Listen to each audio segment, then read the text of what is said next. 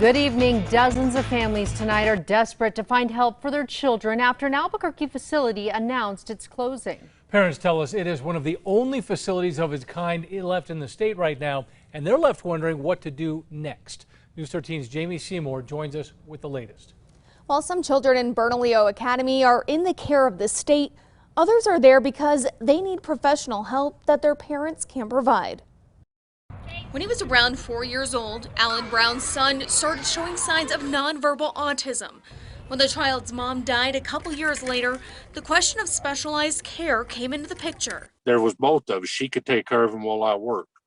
But when she passed, it wasn't probably a year and a half later or less, I realized that he needs help. The dad realized his then 9-year-old son would need a specialized education with professionals, leading him to Bernalillo Academy in Albuquerque.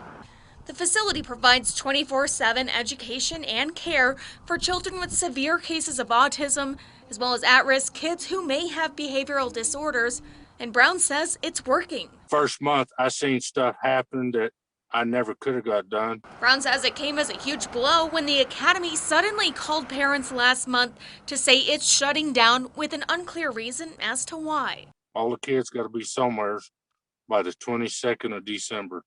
That's only 3 days before Christmas. A former teacher at the facility who wished to remain anonymous tells us there's more than 50 kids that were receiving care there.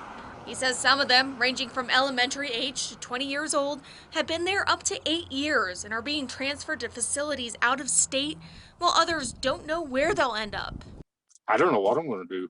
We're talking about that place in Texas, but I'd really rather have him here in the state. Brown says it's frustrating because his son, now 14, still needs this specialized care and education, but after the closure of Desert Hills 2 years ago, there aren't really other facilities like this one in the state. If his son has to be transferred to the facility located near Austin, Texas, he says a 600-mile one-way trip would be difficult to make as often as his current once-a-week trips to the metro from southeast New Mexico.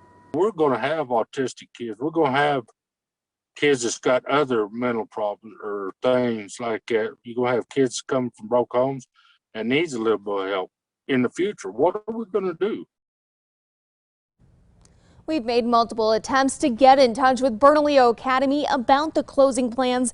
They directed us to their parent company, who also did not get back to us. Back to you. All right, Jamie, thank you. We also reached out to CYFD, who says they are working with each child's providers and the families to find placements and resources for them.